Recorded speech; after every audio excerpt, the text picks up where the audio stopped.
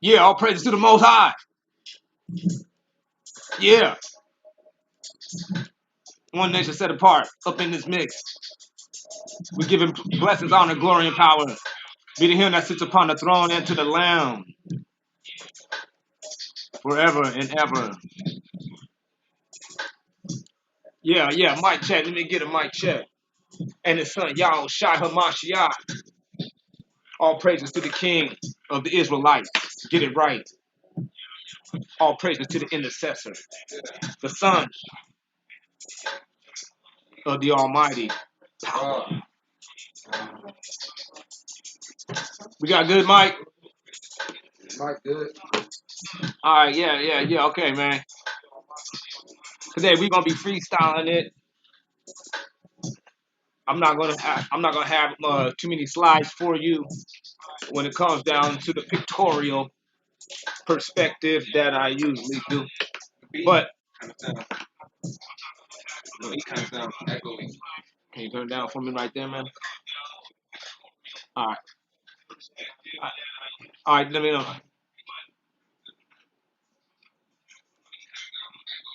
Yeah. So there we go. We know. No saying mic check, mic check. Yeah, we should be good now. All right.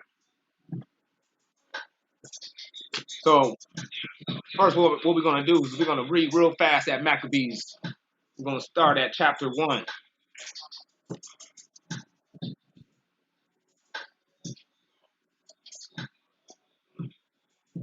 First Maccabees, chapter 1. It says, let me get that ox where it says, after his death, when we talk about Alexander, it says, so Alexander reigned 12 years and then he died. And after his death, then fell the king unto his princes. 8. That's 8? Yep. All right, let me get 8.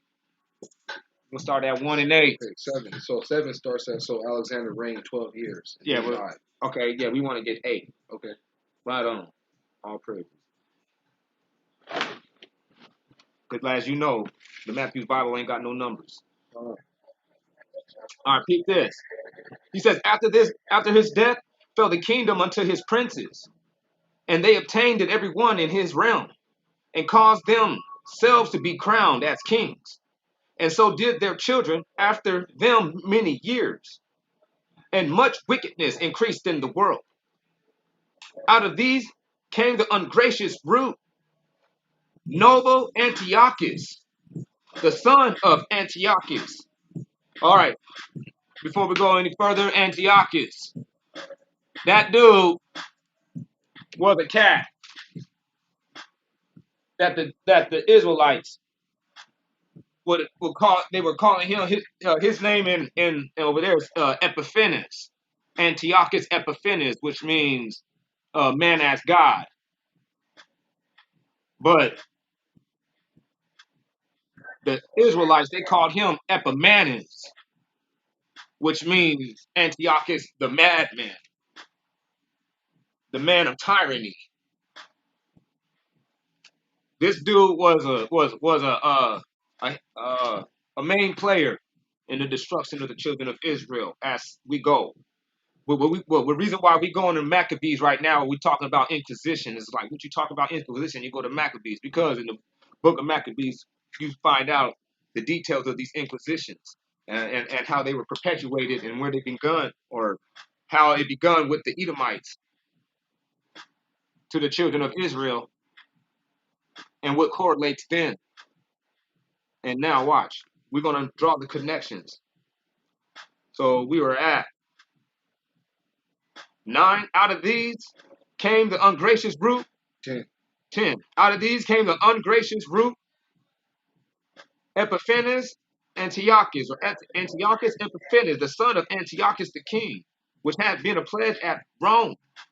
What it means by he had been a pledge at Rome, this dude was a tributary. He was like a POW, hostage, collateral, hostage. This cat right here, and he was there at a young age. I think he was there. I think he was there when he was 16. It was something like that. But this guy right here, which was a Greek, He's from the lineage or from the scene of Alexander, the quote unquote great. This guy is branched off from one of his four homeboys that he parted the kingdom with, that he grew up with from a child. So he says, in those days, my bad. He said, the son of Antiochus, the king of Rome, the king which had been a pledge at Rome, and he reigned in the 37th year, and the reign of the Greeks. Of the reign of the Greeks. And in those days there went out of Israel wicked men, which moved much people with their counsel. And the reason why they, saying this is even being mentioned in the scriptures, and it was being mentioned by me also, and highlighted and emphasized that this dude was a person that was, grew up in Rome, is because when he became power in Greek, he actually admired the the Romans' traditions and all that, which made it to where they were Jupiter turned into Zeus.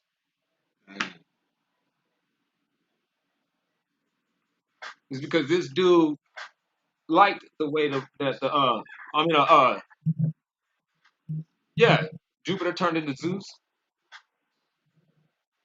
That's why Jupiter was no longer like in the scene with being talked about, and then like Zeus is like now the main dude and stuff because the Romans was down with that Zeus stuff. Then it turned into a Greek thing.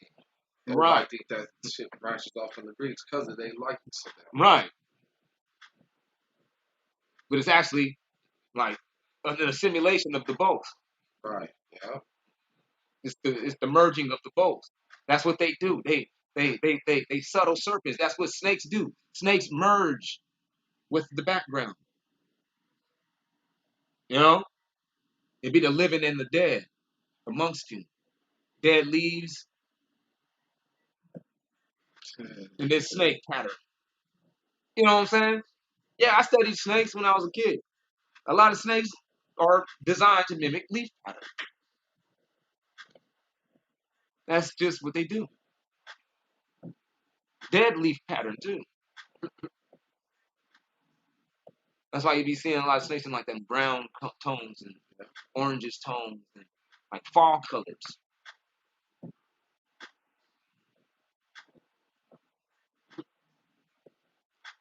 Facts. Real shit, man.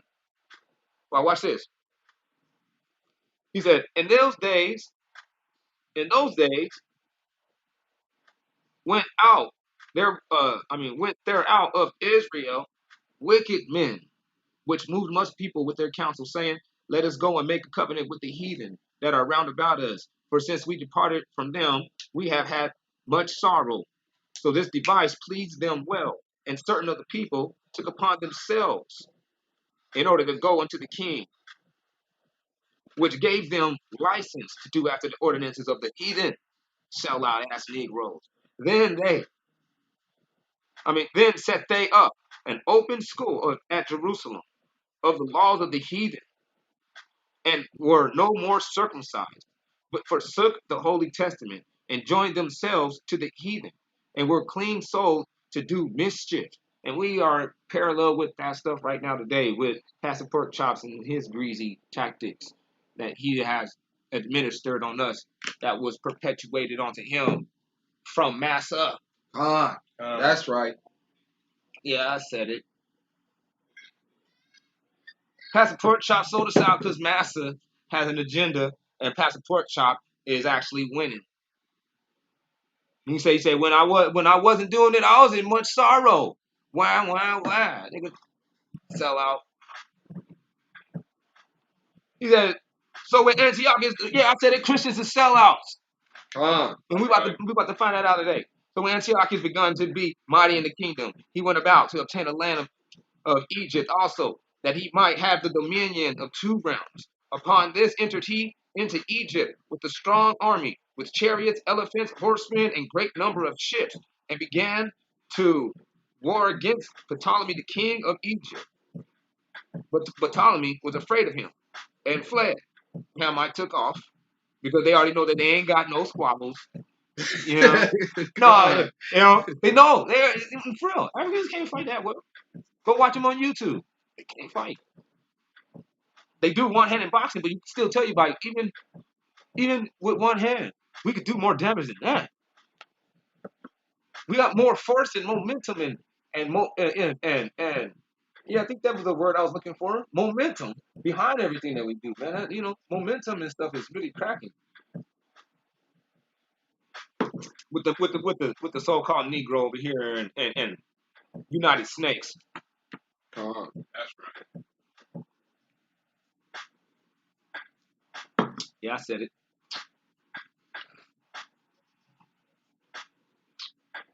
He's like, the Africans found out that they ain't had no squabbles, so they took off. And many of his people were wounded to death. No, bro, because they know they ain't got them. Thus, he said, in this way, Antiochus won many strong cities in Africa. right. Then he said, you know, land of Egypt, land of Ham, same thing to me. These are all Hamites, so why would Ham not be in the land of Ham when his descendant Ham and Canaan and that stuff of the sorts is in for Africa? I don't get it. Right. I don't know how we have a duality. Spanish Inquisition. The Most High is saying, I'm giving you Ham's land. Like, no, it didn't say Ham, it says Canaan. Ham, son, grandson. Like, are we going to play the semantics? Yeah. Man, But for are real, you that's right. like? Let's be serious. Whose land is Most High sending the Israelites to go take? Hamites' land, man. Not Shemites, not Japhites, Japhetites, whatever. How would you call it anyways? Like we ain't even. That's not even part of the story of Japhetite, man. We ain't playing with that. We dealing with Esau, Jacob, and these Negroes that know that they ain't got the squabbles. Yeah. He said, after that Antiochus had smitten Egypt, he turned again in the 143rd year and went toward Israel and came up to Jerusalem with a mighty people and entered proudly into the sanctuary. You see how he ended up going to he's going to the Israelite land after he even went through the Hamites' land. That means that the Israelites' land had to been somewhere in the vicinity of where the Hamites' land was. Because Because they couldn't have have to be brought further down. right. They couldn't have brought all kinds of ships and militaries and all this stuff to be winning over. I think we even skipped something. Yeah, we skipped how he said. It said, upon this he entered into Egypt with a strong army with chariots, elephants. We did cover that. Yeah, came in with chariots, elephants. Israel didn't see that. Didn't see all these elephants, chariots, horsemen, and a great number of ships or a navy.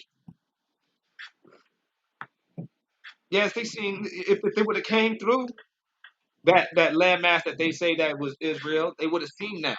But no, but all of a sudden when we get into the Bible, we ain't realistic now.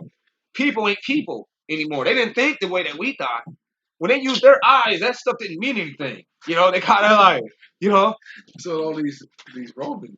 yeah, they had no thought. Long as it didn't go with a narrative of the story, like when they say, oh yeah, I'm not even gonna get there. We're not even gonna get there. That's gonna be sidetracked. Just man, people be saying things like, when you gonna be saved? All of a sudden now you ain't being saved out of something bad. You're just being saved from just sitting there. I don't get it. How does it lose its effect when it's supposed to be part of the most realest thing that you're supposed to be dealing with? Now serious words lose the effect. The word saved is not actually has nothing to do really to be like taken out of danger or being tripped on by somebody that is attacking you and hurting you.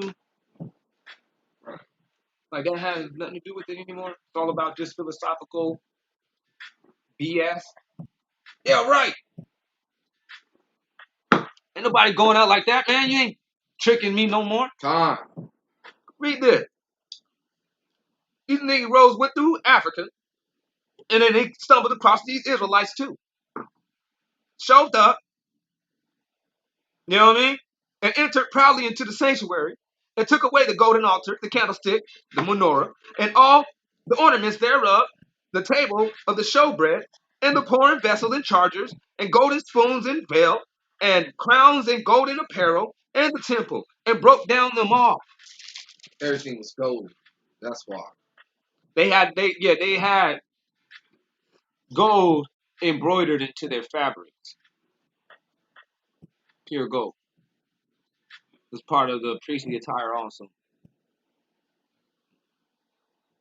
We need gold. That's what I'm saying. Man, reparations mean this. Gold. God. That's right. Reparations mean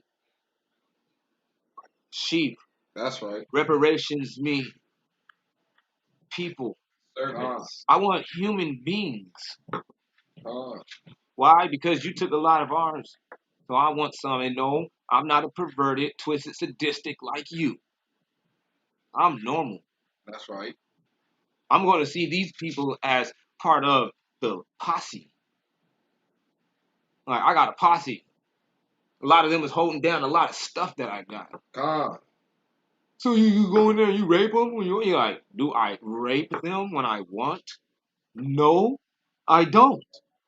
Man, don't you realize I'm a Negro? I got game at least. What you talking about? I got game. I got style and stuff, man. Gotta go rape people. That's loser business. God. That's weird, strange looking Edomite people type stuff, man, because them people start withering.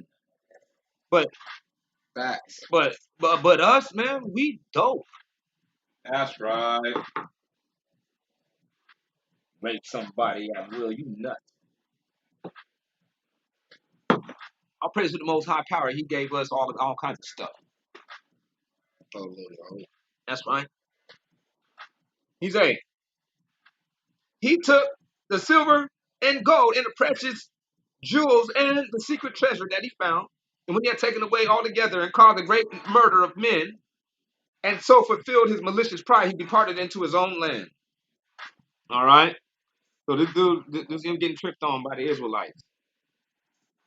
All right. All right. Let's just fast forward to the part where it says, and Antiochus also, and the king sent out a commission unto all his kingdom, that all the people should be one.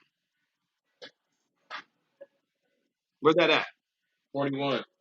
21. No, 41. 40. Yeah, 41. 41. He said, then they left every man his law and all the heathen and agreed to the commandment of the king Antiochus the madman. Yet many of the Israelites consented thereunto, offering unto idols and defiling the Shabbat. Mm. So, like right now today, offering unto idols. You ready to go do Valentine's Day, not knowing that you offering to some strange demonic bullshit. Go look it up. It ain't right. You doing something just real bad, man. You go do Kiss Man? Yeah, I said it, Kiss Man. You gonna go try to celebrate that BS, man? Ain't nobody got time for that. You over here celebrating the destruction of yourself, dummy. That's right. Yeah, bring it out. Oh man, go read Revelations 11, man, about them two witnesses, man. The northern and southern kingdom they talking about. They ain't talking about two dudes. Northern and southern kingdom defeated, and everybody had a celebration. They giving gifts to each other over that, man. Go look at the people in Norwegia and the Netherlands and how they sit there and celebrate their Christmas with black pea. Get that shit out of here, man. It's all about defeating Negro, man. Get out of here, man. Mm-hmm. You over here offering to that bullshit. Huh. Celebrating yourself with birthdays, man. You're stupid. Watch this, man. Yeah, I said it, man. Because we the Israelites. We ain't got time for that foolishness no more, man. That's The right. kingdom is coming. Con. It's our turn to be ruling. That's what they mean by the kingdom of heaven is at hand. It's your turn to start ruling. Learn the laws and how to rule through the wisdoms. What? Yeah, I said it. The books of the wisdoms. Got like 4 or 5 of them up in there, man. That's how you learn how to run things, man, with a stable mind state, man. Watch it. He said, yeah, many of the Israelites consented and be broken of the Shabbat, man. He said, so the king of Antiochus sent his messengers with his commission unto Jerusalem and to all the cities of Judah, that they should follow the laws of the heathen and forbid either burnt offering, meat offering, or peace offering to be made in the temple of the Most High, and that there should no Shabbat nor high feast day be kept, but commanded that the sanctuary and the holy people of Israel should be defiled. He commanded also that there should be set up other altars, temples, and idols to offer up swine's flesh and other unclean beasts. Chicken. What? Swine's flesh and that dirty bird, Drop that pork, That- Israel. and abominable broth. That's right. And them, he said, that men should leave their children uncircumcised to defile their souls with all manner of uncleanness and abominations, that they might so forget the law and change all the holy ordinances of the Most High. You hear that? Change, not disregard. Change. He said, forget the law and just change. Oh, there goes that. The white man wrote the Bible. No. Yeah. There goes your Christianity. There goes the beginning of your Christianity doctrines. Change. Yeah, that's your Yeah. Sunday worship. To change the They're ordinances. worshiping the dead man on the cross. Yeah, to change the Stuff ordinances like that. of the Most High God. That means that they still the book is still there. Because you guys got to always remember that the Edomites, listen, the Edomites never forgot that they were Edomites. That's why they still call themselves Caucasian. They know they know the lineage to that. They know that they're the cave dwellers. They know that they're the Mount Seers. And you go and read, I was reading in this one right here versus the KJV. I was reading the Matthew, and it was like, man, it made it pretty much clear. Like, man, Esau, when he said he's gonna go to Mount Seir, he decided that he is gonna go hella far from everybody. That's what it was. Like, it overemphasized that he was going to go like really far, and he had a reason that drove him to leave, because he knew that he wasn't going to get along with none of the inhabitants that dwelt around in that land. So Esau decided that he was going to go further. Got me to get it, man. See, we'll be here for a long time, but I'll probably go get it. If I can just pull it up, you know what I mean, super quick, I'm gonna go get it.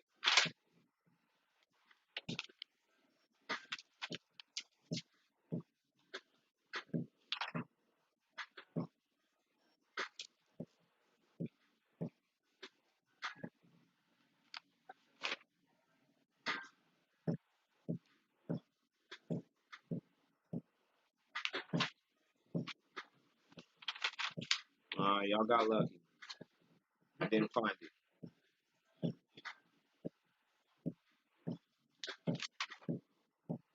No, I'm gonna find it.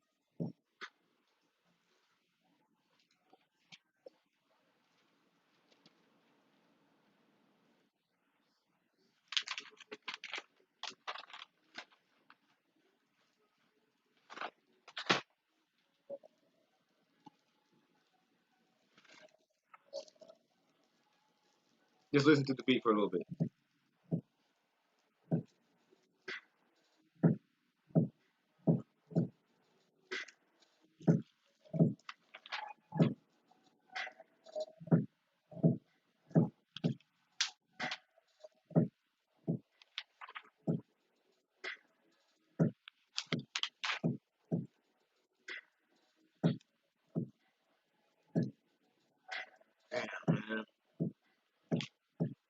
To be continued, probably on that note. Oh, there it is. Boom. Nope. All praise to the Most High. I'm at Genesis 36. And I'll say, let me see, 36, maybe 4. And Esau took his wives, his sons, and daughters, and all the souls of his house, his goods, and all his cattle, and all his substance, which he had got in the land of Canaan, and went into a country away from his brother Jacob. For because the riches was so much that they could not dwell together, and the land wherein they were strangers could not receive them. That means everywhere that they were at, they would be strangers. Right? Right. Because of their cattle. Thus, or for that reason, dwelt Esau in Mount Seir, which Esau is called Edom. There are the generations of Esau. So that dude would go real far into some mountains, some caves. And every time, and every time our empire would expand, what would you think his reaction would be? Still sit there? No, go further. No, I'm talking about just common sense of just, cause and effect. Yeah, because they can't dwell together because they got too much stuff. It just established a rule of mind that Esau had. And you can see it being perpetuated still today. You see your neighborhood, for real, when the Negroes show up, guess what they do? Move far away from you. Yeah. Fact. That's how cities grow. Cities grow by Negroes moving out of their neighborhoods that they have designed for them to live in. When a Negro gets enough sense and a state of mind to where he can get himself up out of there and move in a better neighborhood. Oh, that's how neighborhoods grow. Yeah, yes, white folks look and it's called white flight. It's called white flight. Facts, man. They literally though look and they be like, oh hell no, there goes the term, there goes the neighborhood. They say that. They're like, well, there goes the neighborhood. And they sell the house to some Mexicans because them motherfuckers will at least sell that house to some Mexicans. You feel me? Yeah, they ain't gonna sell it they'll to rent. Negro. Yeah, they'll rent and sell it to Mexicans. So it'll help. Yeah, or some Arabs. Same thing. Right. Asian. They're nothing but just Eastern and Western Arabics. Arabs, Asian. Eastern world and Western world Arab. That just means mingled people. Go look it up. Mingled person. Yeah, I said it. That's right. Arabs. Western Arab. And a mingled person is somebody that is not an Israelite at all. From the seeds of certain of Israel's enemies.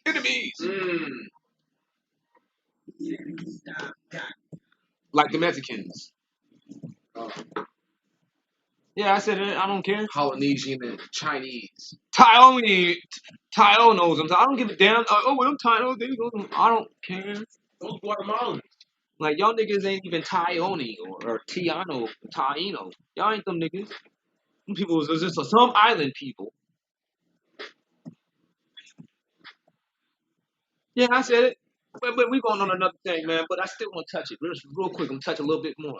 When people try to say about them Native Americans being enslaved and all that shit, nigga, it was like some fucking Taino motherfuckers. Where was the Native Americans right here? That's what I'm talking. These ones over here in America and the ones that was in Mexico and all that. Was that during the Spanish Inquisition? They never been inquisited. You guys see the cover. They never been bent though. They never been bent backwards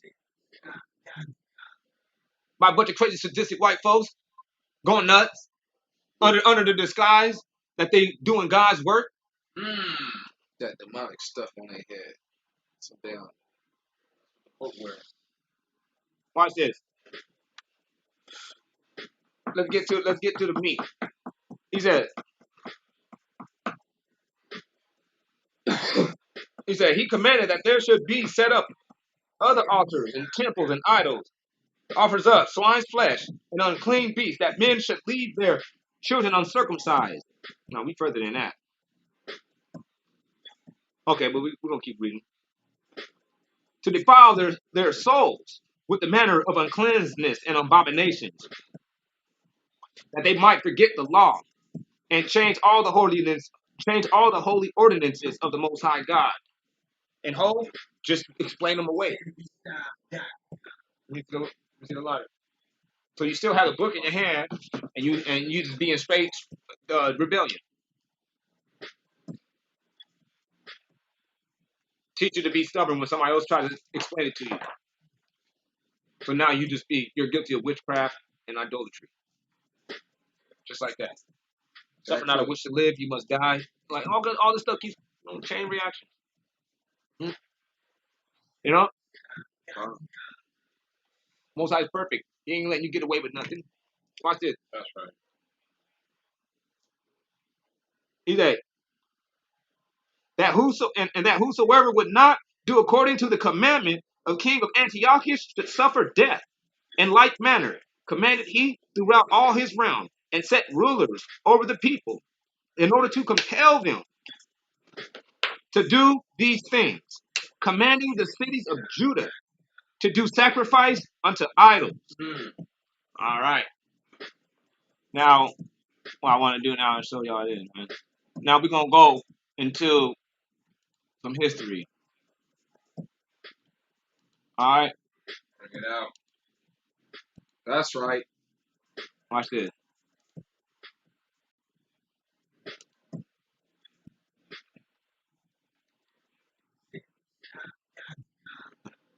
This right here is the Spanish Inquisition, its heroes and martyrs by Janet Gordon. This came out in 1870. Well, that was this. I had some other stuff too, man. But the Jews in Spain, that'll be another video I'm gonna show you. But the Jews that was in Spain, they were black. The Jews and yeah, a lot of people don't even know. I was speaking with some brothers online, and they didn't even. I can tell these brothers was completely obsolete from the knowledge and factual foundation that Jews was the people that was actually being inquisited during the Spanish Inquisition. Facts. The Spanish Inquisition wasn't about so much as promoted by taking property. The Spanish Inquisition was promoted by the obliteration of anything against this new laws that was established by the Roman, hence Antiochus Epiphanes, Roman Catholic Church institution of the changing of the laws of God, changing of the holy ordinances of the Most High God, that whosoever would not do according to the commandment of King Antiochus, the madman, should suffer death. What?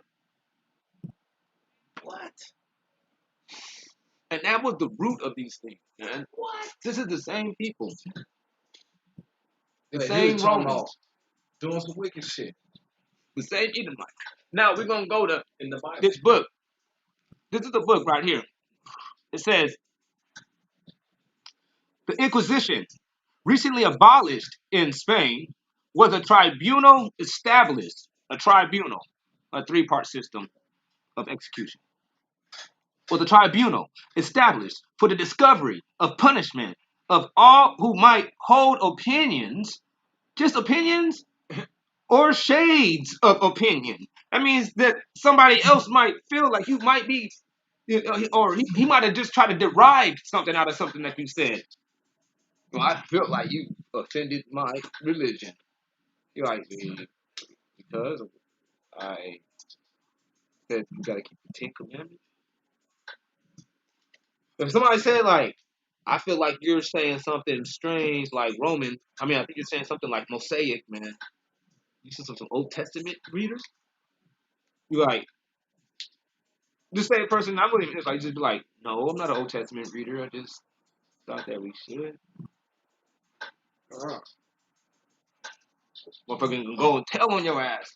And you're going to be facing a tribunal. He gave me an opinion that I should keep the commandments. That's a shade of an opinion.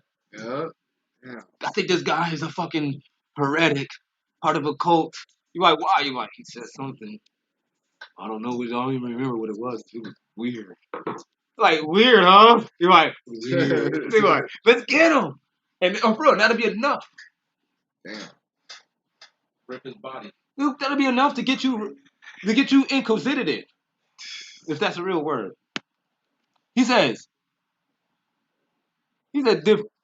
or shades of opinion, differing in any degree from those religious dogmas which the Church of Rome has imposed upon all the people subjects to her sway, and any deviation from which she has never failed, where she has had the power to punish the utmost severity, rejoicing in the name of the holy office, ostensibly Christian, or supposedly or perpetrating Christian, and having its origin in a pretended zeal of love for the Christian faith. The Inquisition habitually in its procedure set at naught and trampled underfoot alike. So it's set at nothing. So these people pretended. This is what it's saying right now so far. Let's just keep it. Just make sure we're all together. They're just making sure. I mean, these people were sitting here. They were pretending like they were like, no, I'm a Christian to the fullest. I'm a Roman Catholic, and this is what I'm all about. I'm that about that so much that I'm willing to set aside and trample underfoot and to disregard natural impulses of human justice and compassion, right? And So the obligation no matter if you cool of or love that's taught by this J-bomb system that they be teaching.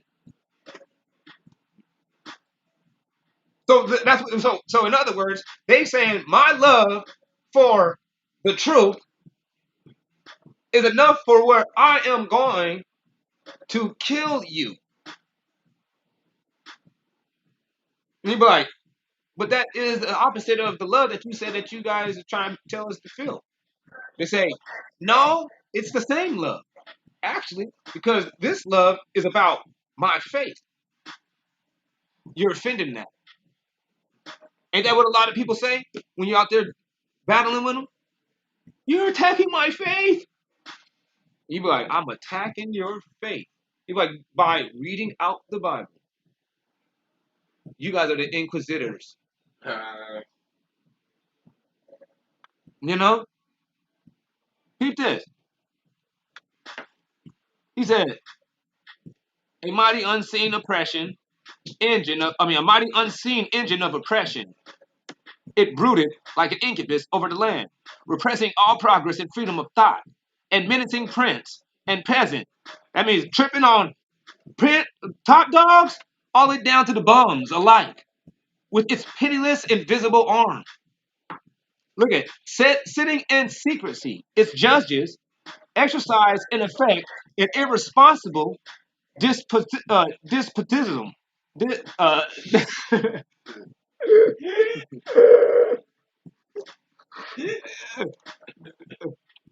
Somebody help me out now.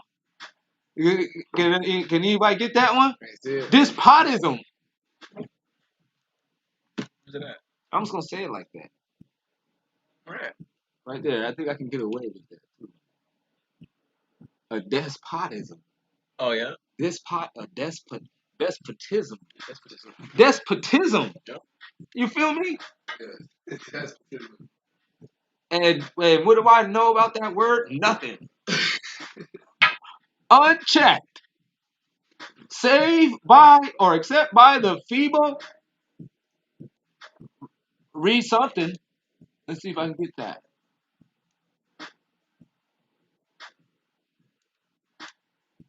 All right. What does that say? Saved by the feeble remonstrant of consciences, seared by the perpetual commission of cruelties, which seem almost incredible. Do I know what it was actually saying right there? I'm gonna just be humble and say I don't. Despotism. Despotism. Give me a second. Let me do this real quick. I don't know what that word means, man. This one. Can you pull it up for me? Despotism. He said the exercise of absolute power, especially in a cruel and oppressive way. Cruel and oppressive way. There we go. Absolute power. The excess. Right there. Inquisitor. Sounds like an inquisitor. They show the A country or political system where the ruler holds absolute power. Despotism. United States of America. All right, now we understand that word.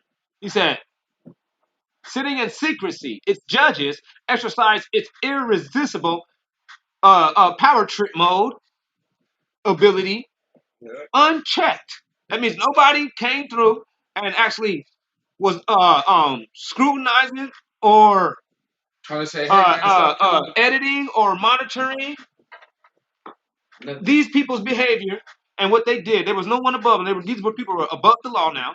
The judges exercise. Does that sound like America? Mm-hmm. You know what I'm saying? That's what I'm talking about the Inquisition. The then and now was the Negroes. And they're like, you didn't prove that it was the Negroes. I'm going to get there. I just felt like I wanted to get to this one first. Because this lines up with the book of Maccabees. And then I'll get to the identities, but if you don't even going to just see by the actions that I'm about to display on here, you blind as a bat anyways. You ain't about to see a gang of stuff. I'm just keeping it real. Watch this. It's judges exercising effect and irresponsible despotism. Let me see that. Can you pull that up again? Can you press that voice? Can you get that lady to speak? Can anybody get this woman? Say despotism.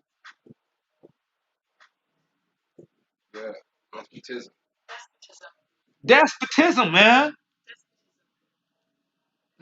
Man, in effect, man, irresponsible despotism. You feel me?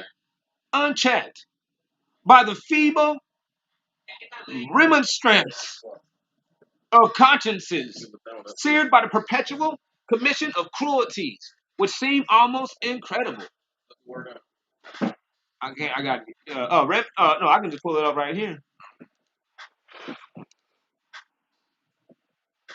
We'll go.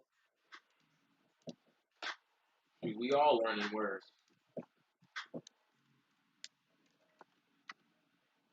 Remonstrance.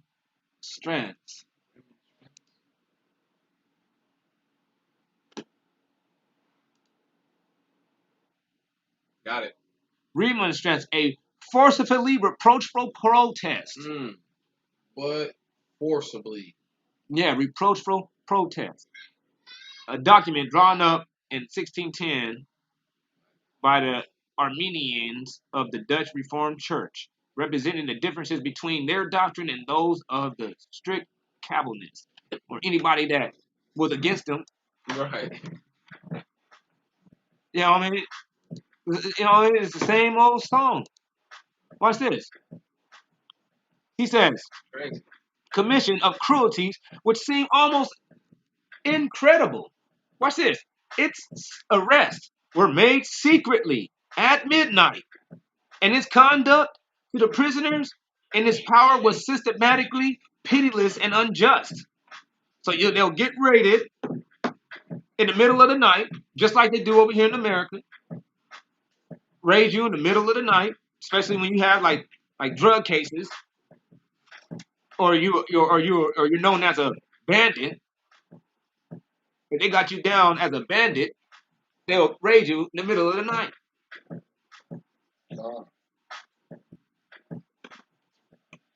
Because they need the element of surprise. He said, it's arrest. My bad.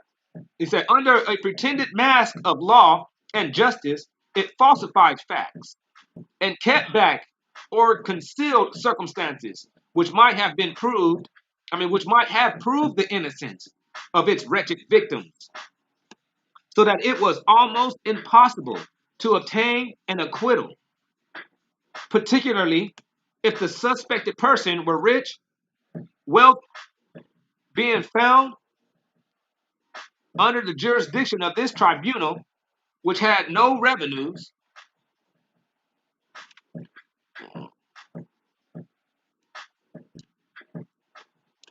except what it drew from the confiscation of heretics, to be a frequent provocative to the imputation of that crime.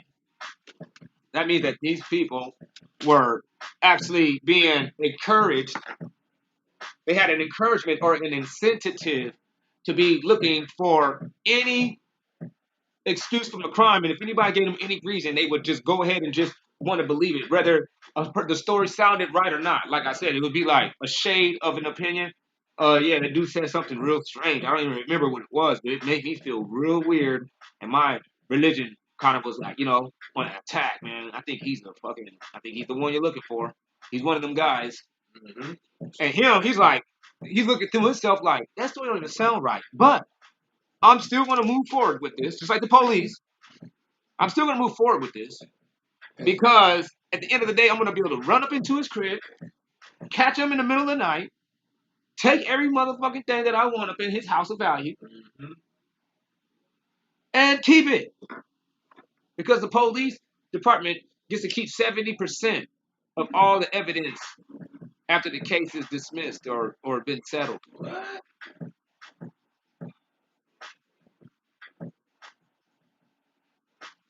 70% of it remains In their possession. in their possession. That's crazy. That's what's happening today. That's what's happening then. That's what I'm saying. Inquisition. The then and now. Real talk. Hold on.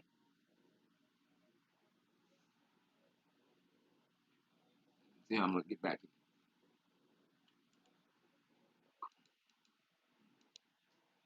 Oh,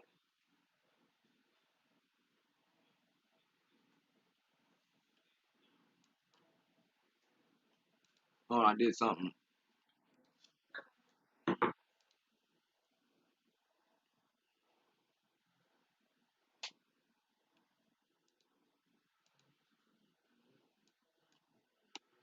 I don't know what I just did. Hold on.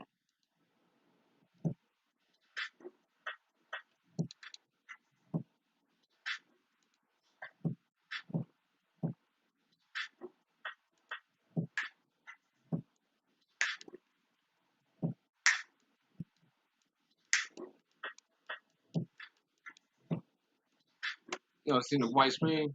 Mm-hmm. No. See your screen up.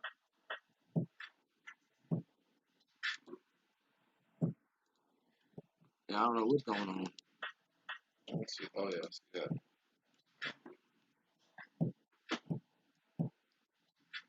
Pouring out too much information to the web. That was crazy, huh? They try to shut it down. Like they shut the book down.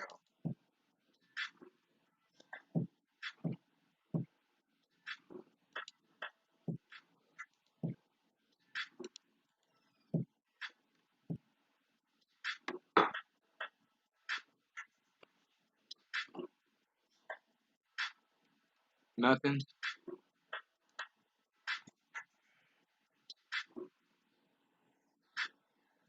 All right.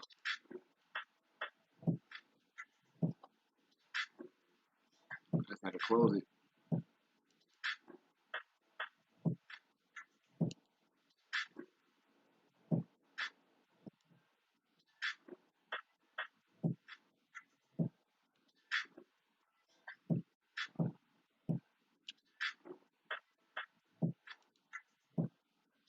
I don't even know where I was at either.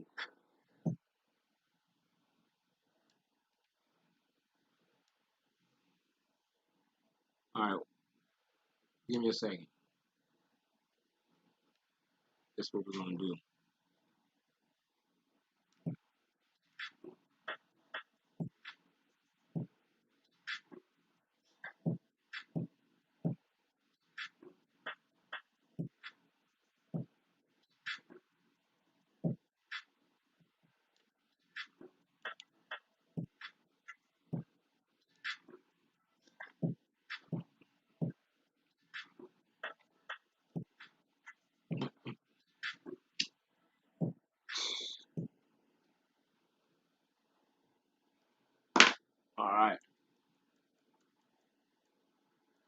Mm-hmm.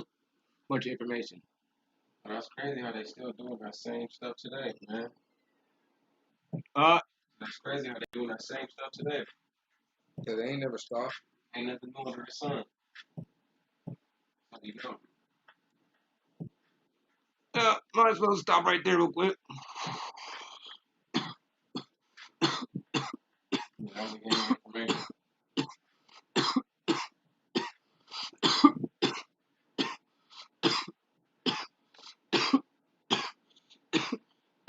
There were Jews always in Africa.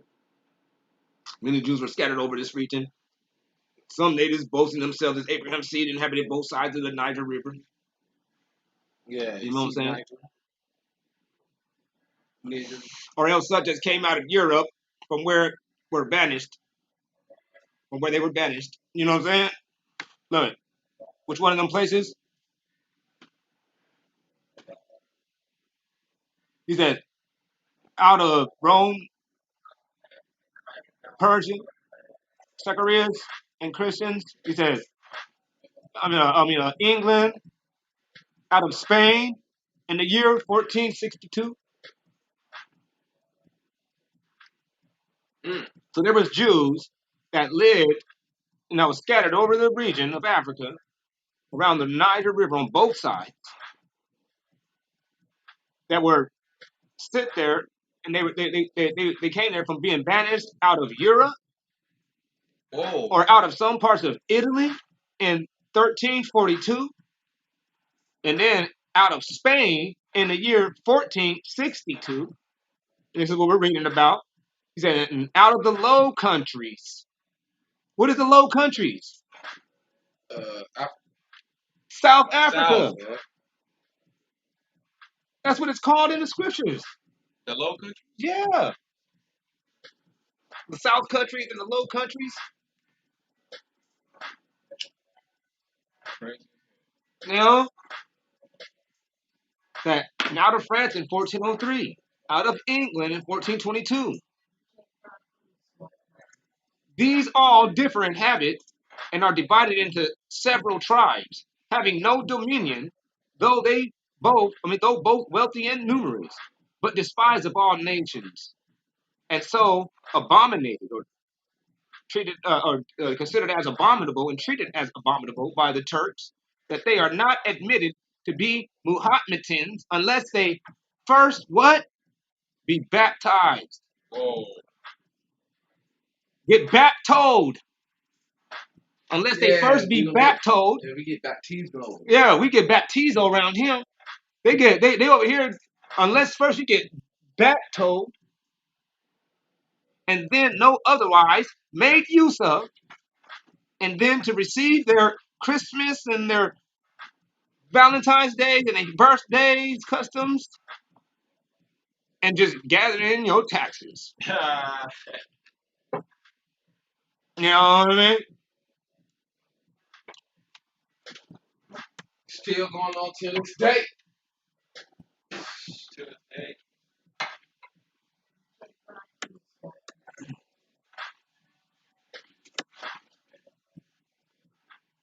Uh,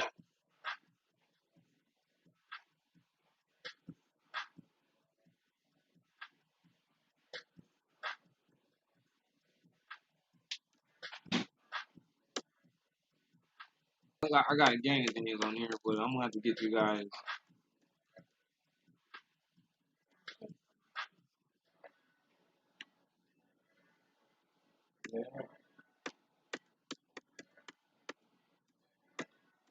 Because I gotta get back to that screen, and it ain't easy to find it.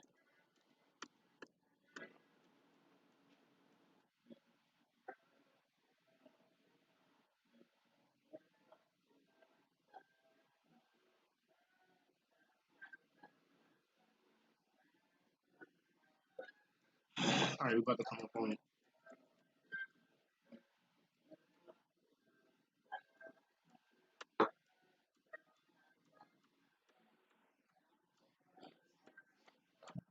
All right, here we go.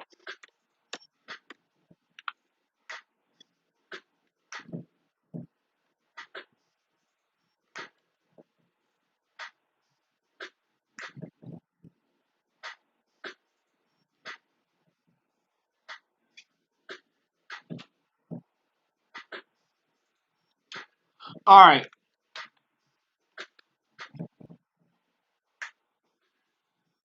It said, all right, man, I'm back, man. Dang, man. My bad for the long pause, but we finally got there. All right, so here we go. It says, an incubus over the land, pressing all progress, freedom of thought. That's where we were. Okay, okay. Its arrests were made secretly at midnight, and its conduct of the prisoners. I think we already read all that. Yeah, we read all that. My bad. I don't want to keep on going over the same thing.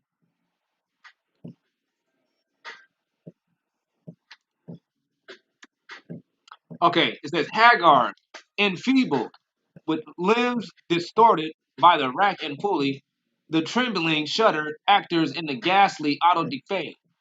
Verily, there is no sadder, more shameful chapter of human suffering and wrong than may be read in the record of what men have done ostensibly for conscience sake, and to do the Most High God service, as if it, as if the merciful Creator and Preserver of universal nature had been some Moloch, insatiably thirsty for human blood. The principle, as it may be called, of the Inquisition. This is it. The dogma that religious error is a crime to be punished by the state existed from a very early age in the Christian church. Officers whose duty it was to discover and punish heresy were appointed by the emperors Justinian and Theodosius.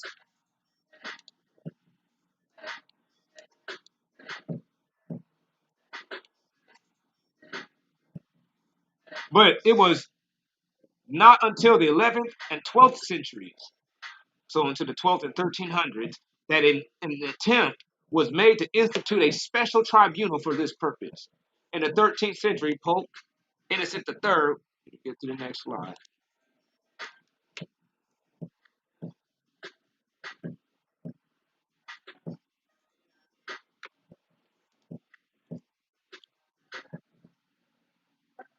He said never received it at all. It was in Spain, Portugal, and the dependencies principally that its gigantic prisons were reared, bristling so many fortresses over the groaning land, just like today.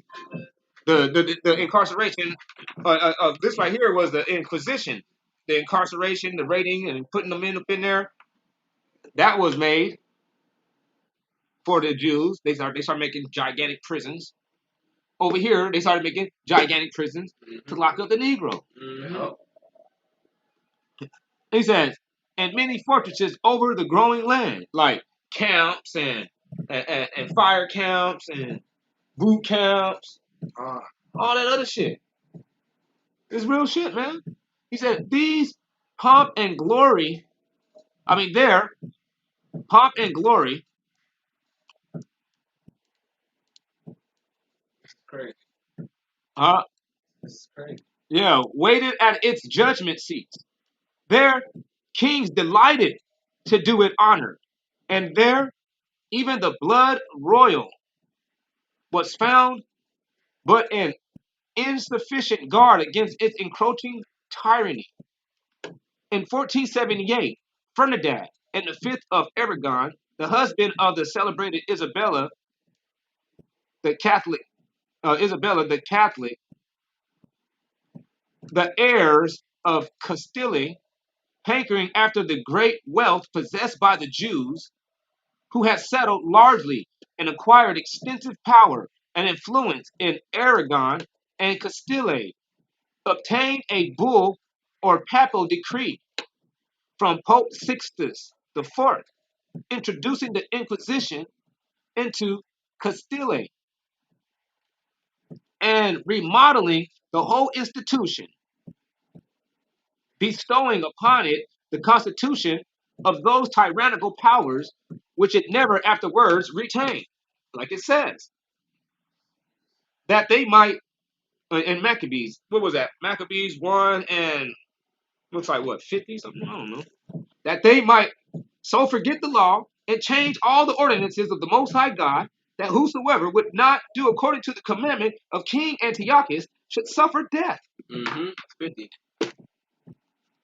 150. And look, he says, in like manner communed he throughout all his realm, and set rulers over the people, in order to compel them to do these things, commanding the cities of Judah to do sacrifices unto idols, commanding them like this, hankering after the great wealth possessed by the Jews who had settled. So that was the motivating cause that made people, that was the reward out of all of it, you know what I mean, and fulfilling and liking the reward by the Jews who had settled largely and acquired extensive power, you know what I mean? Because over here, remember, it said that he took all over here, he took all their gold and their jewels and all their, you know what I mean, hidden treasures, right? Here it is again. There goes the then, and still now when you get rated, everything is evidence. All currency becomes evidence, and you never get it back.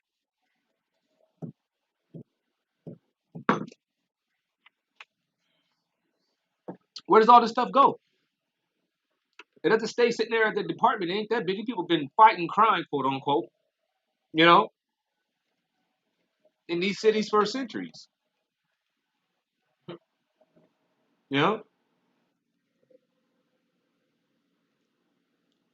He said, hankering after the great wealth possessed by the Jews, who had settled largely and acquired extensive power and influence in Aragon and Castile, just like we have power amongst, ourselves with these little gangs and stuff, and influence amongst these gangs, the rap scenes and all this stuff.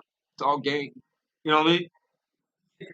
Obtained a bull or papal decree from Pope Sixtus IV, introducing the Inquisition into Castile and remodeling the whole institution, bestowing upon it the constitution of those tyrannical powers which it ever afterwards retained.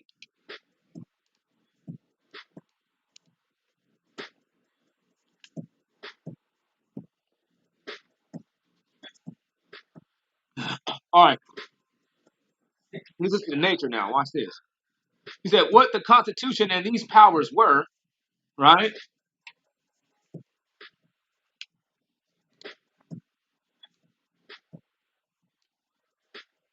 will be best seen by examining into its modes of procedure. All right.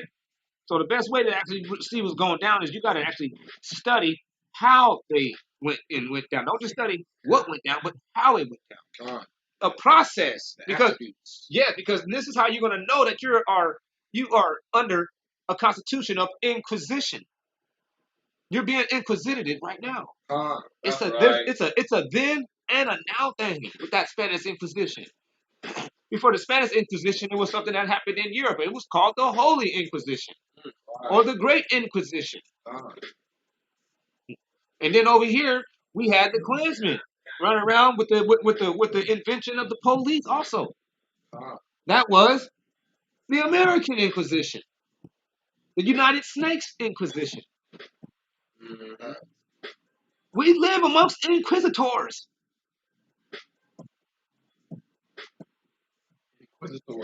And they got laws, statutes, and their own commandments. Right.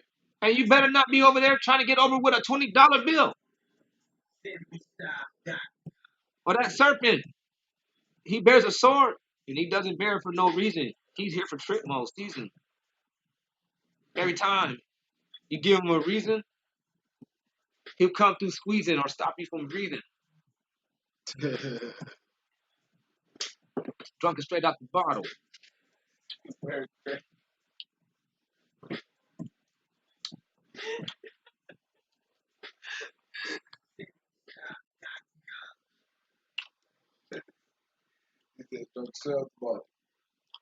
Check it out. And then those. Watch this. He says, A process before the Inquisition was generally founded upon the denunciation of some informer, such denunciations being considered meritorious and so entirely the duty of even good Catholic that the wife was expected to portray her husband and the father's his child, the confessor his penitent. Every impulse, in short, of natural honor and affection was attempted in these denunciations to be subverted and set at nothing. That means, in other words, man, forget about this person is your family. Forget that you grew up with this person. These people was promoted and expected to betray people that they grew up with, regardless of the sentimental behind it all. Yeah, regardless of what the relationship is. Right. Sentimental value, sentimental nothing, it doesn't matter, man. He said, it sometimes happened, however, that no informer appeared against those. Oh, what? My bad. Did it? Every impulse, I'm short. He said, every impulse, in short, of natural honor and affection was attempted in these denunciations to be subverted and set at naught. It sometimes happened, however, that no informer appeared against those who had made themselves obnoxious to the Inquisition. And these circumstances, any slight cause of suspicion discovered by accident in a former trial or otherwise, was held sufficient to justify what was called an information or preparatory instruction. To this succeed the inquiry, which was conducted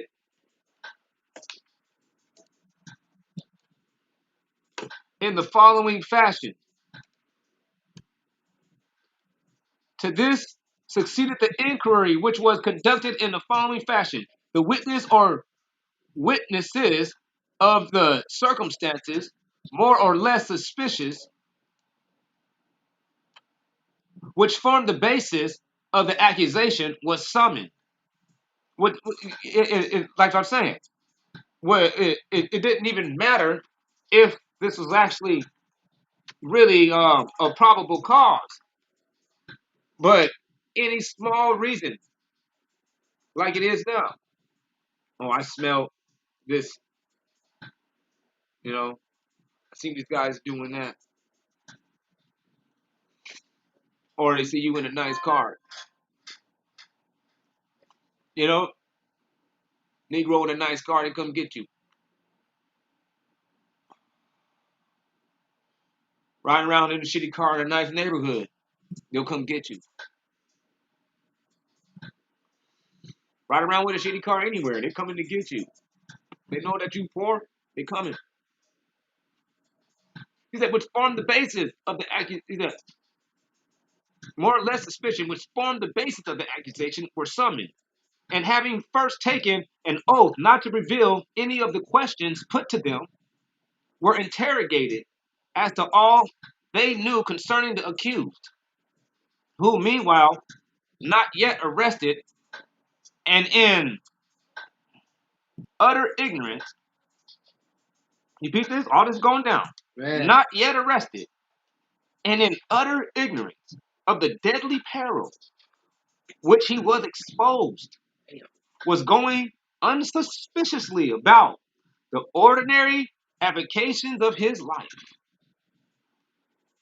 So he wasn't even paying attention to what's going on around him. No, and he ain't doing nothing. nothing. Around. He's just being alive. Yeah. Our people, man, they start. Well, that's what they do, man. They are cool with just what's going on right now. They're like, man, I'm good. That's another thing. Yeah, that's just that's the They don't parallel. even know what's going on. Yeah. Parallel. We are parallel with that. You know what I'm saying? It lets you know that these things, because this is the the root of these things, man. That we are still dealing with. That's right. These then issues, it's the now issues. Watch this. He was exposed, even so he was like, going about his life unsuspiciously, just going about his day. In these preliminary inquiries, the witnesses were not informed of the precise subject on which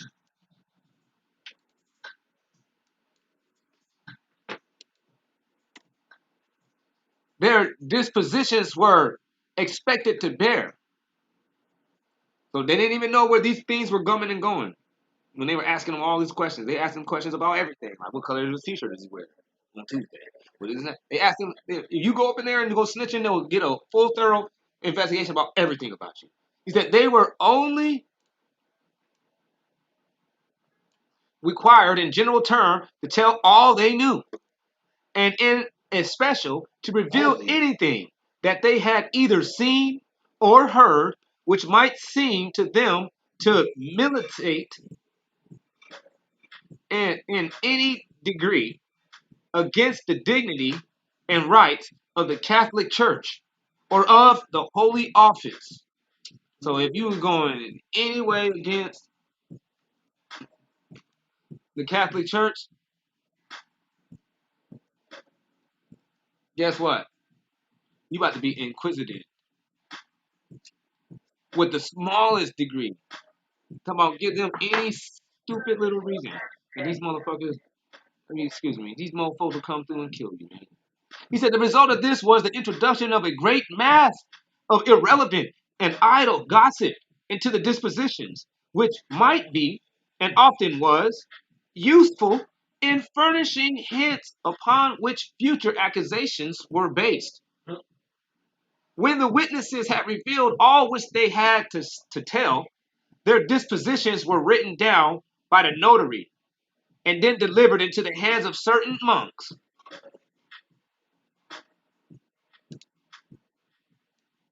See, this is because this is a tribunal, right?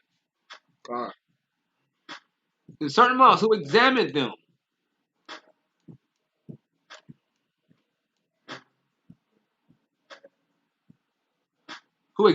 And, on the faith of their contents, declared the accused person more or less violently suspected of heresy, like the DA. They'll take all the information. The cops were the first one that the person met and was doing all the interrogation. Then he'll take it to the DA. These people will take all the information. The cops will be doing it, and then they'll take it to the monks. You catch them? Mm-hmm. Ain't that a trip? And who would the monks be now? What? Who would Like the monks judges? be now? Right. The monks would be the DA. Mm. They would take all the information to a dude and this one guy, or maybe it's maybe him and a couple of DAs sit around. But one dude ends up taking the case. So they put it into the hands of certain monks who examined them and, on the faith of their contents, declared the accused person more or less violently suspected of heresy, according as their ignorant fanaticism or avarice prompted them to greater or lesser degree of spite against their intended victim. They got spite towards them. Yeah. These monks were called qualifiers or district attorneys. Right? Ain't that what the district attorney does? Yeah. Qualifies the charges. Says like, yeah, that's good enough to go ahead and bring this guy to arraignment.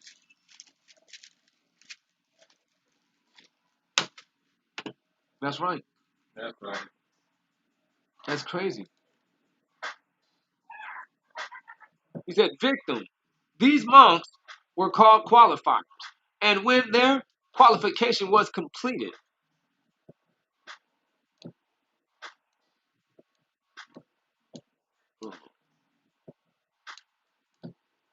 the procurator fiscal, obeying that law, which placed all the civil magistrates of Spain at the disposal of the inquisitors, demanded, in accordance with their secret instructions, the immediate arrest of the accused person and his committal to the secret prisons of the Inquisition.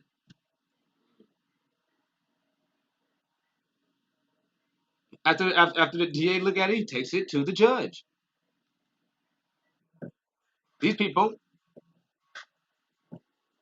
they had civil magistrates too. They actually call them magistrates here. Civil magistrates.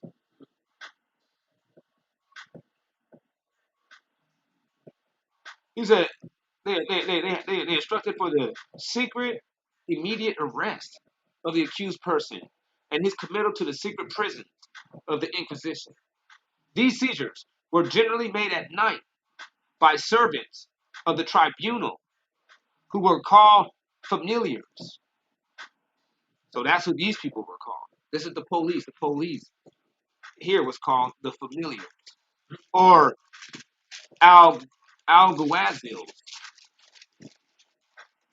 robed in black, just like the police is, and often men of high rank. What? These familiars in high rank. What's that over here? White. Mm-hmm. If you white, you right. Men of high rank, and often white people. These familiars executed their commissions in such secrecy and silence that the nearest neighbors of the accused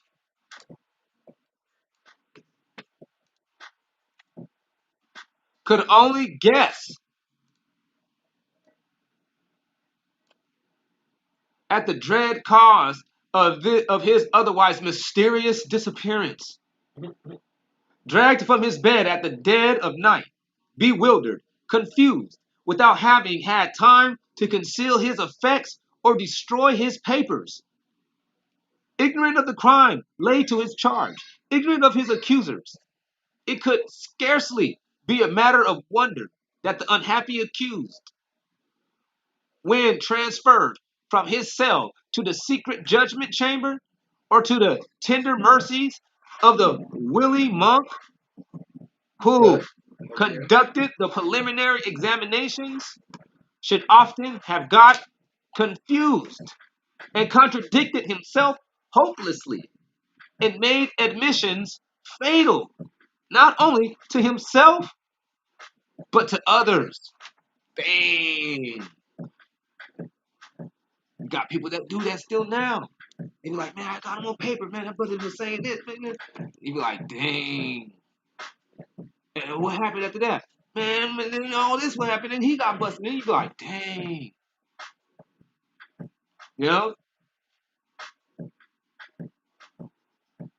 You like, this was going on in the Spanish Inquisition. These people literally manufactured this environment. This stuff works for them. Look, should often have got confused. He said, to return, however, to the prisons of the Inquisition, these were of three kinds, and were called, according to their varying degree of rigor, the public, the intermediate, and the secret prisons. The first, which was airy and well-lighted apartments, were reserved for prisoners not suspected of heresy, but other crimes. Right? Other crimes such as bigamy and smuggling, which the Inquisition, through the decrees of several successive monarchs, acquired the privilege of punishing. The second series of cells, also well lighted and tolerably comfortable, were used for those servants of the Inquisition who, although guiltless of the taint of heresy, had committed some breach of their contract. The third, which consisted of damp, foul, and underground vaults, were for those unhappy individuals who, suspected of heresy, or of heretical leanings formed, so to speak, the natural prey of this tribunal. Now watch this. And that's exactly what you see today still. They got the hard prisons for the Negroes. But then the celebrities, they go to like these like retro prisons where they just be like cooking and stuff. They be just chilling. Playing video games. Yeah. They're like, Bro, yeah. In America. They got prisons that celebrities go to where it's not like what you think. It ain't prison. It's something else. Shag rug. Yeah, kind of like a rehabilitation center. A lot of talking and stuff. Counselors and people working with you. You're occupied doing stuff, busy. Busy. Hmm. Hell, busy in jail. Yeah.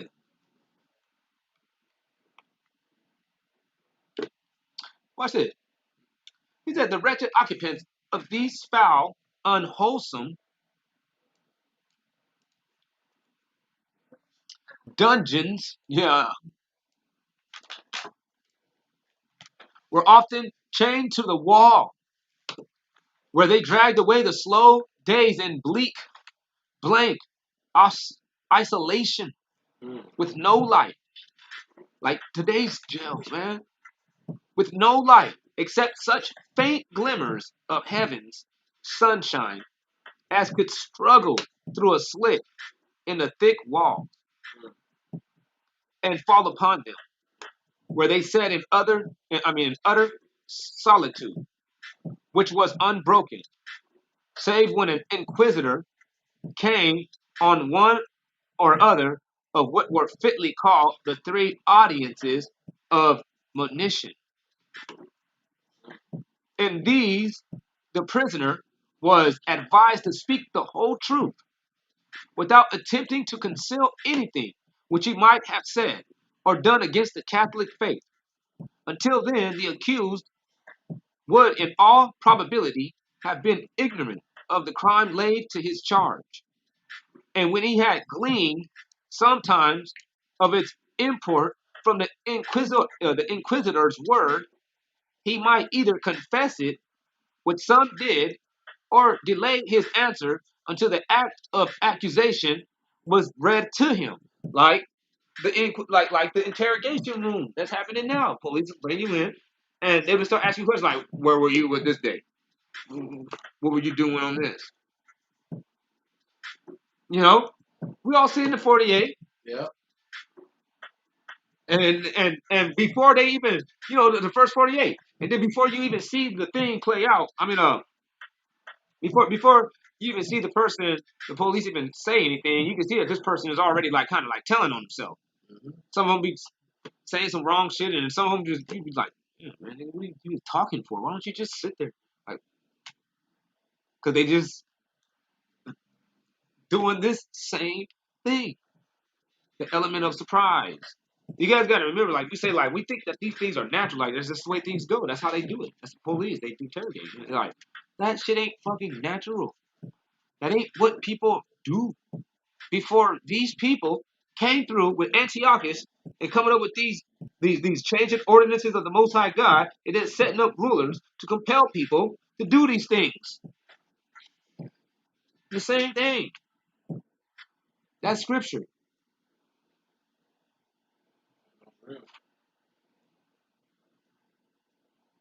Yeah. Gone. What do you say? What do you say? He said.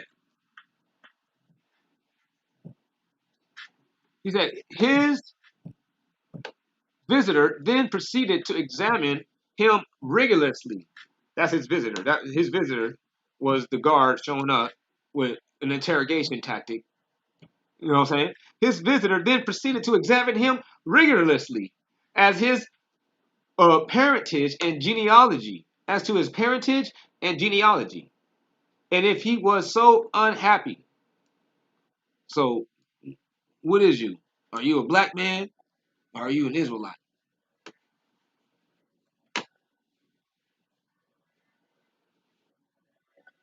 That's what they were asking these people.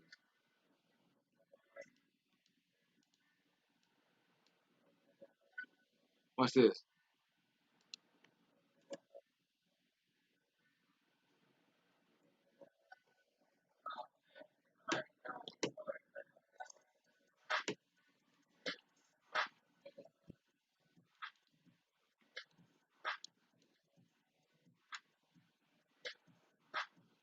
He said, and if he was so unhappy as to have Moorish or Jewish blood in his veins, as a great proportion of Spaniards had.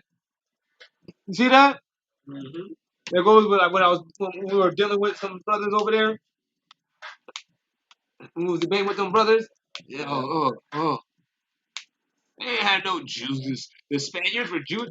Yes, brother, they were Jews. They were Israelites. Harry. Harry. So and they put that Moors right next to the Jewish. And we already know Moors was black people. And that Jewish was black people. They put it right together with them.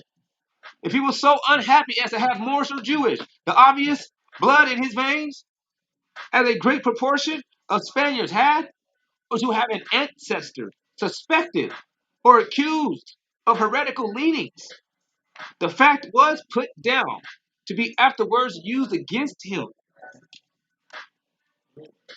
apparently on the supposition that a corrupt fountain, or on the fact of opposing or supposing that a corrupt fountain cannot send forth anything but impure waters. Mm.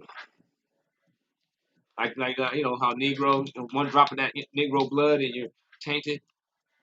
He was then ordered to repeat the pater and creedal, and if he had forgotten them or through excitement made any mistake in repeating them, be like almost like the Pledge of Allegiance, it was also noted down and remembered to his detriment in the subsequent trial. Mm. After these examinations were completed,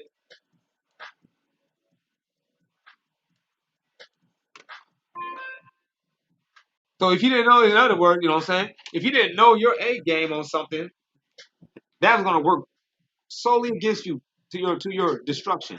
Like now, if you don't know your rights, your civil rights, right to remain silent, you know what I mean, and right to have you, you know what I mean, a real strong assistance of counsel, not no, you know, what they call it, this is the term legally, casual member of the bar, a casual assistance from a member of, yeah, casual assistance from the member of a bar. If you like, no, we ain't supposed to have just casual assistance from a member of a bar, from a member of the bar, but we're supposed to actually have like real strong assistance. That's what white people get. We don't get that. We get the casual assistance. And watch, these brothers get it too. Watch this.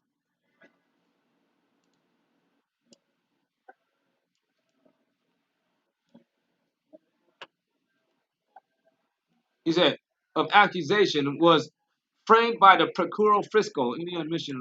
No, I've already read that.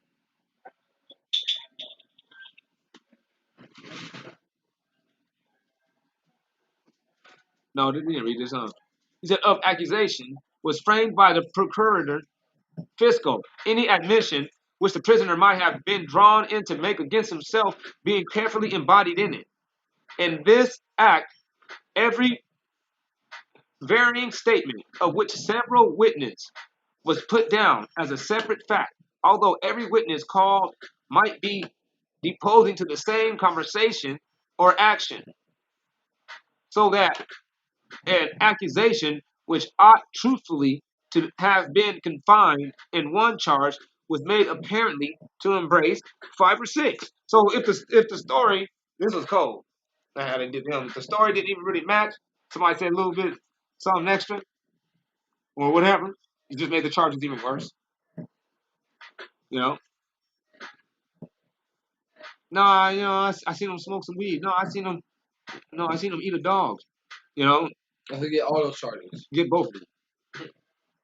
Don't care.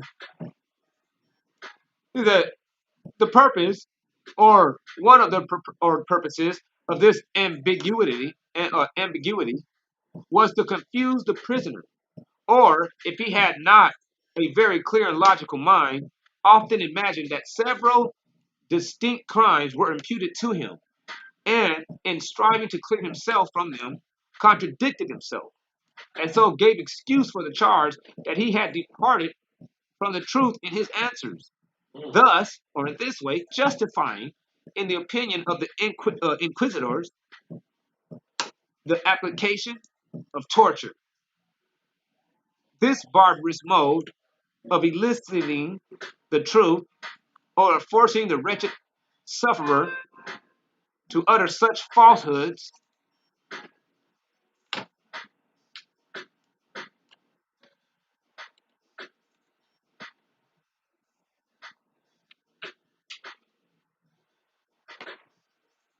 okay, let me get here.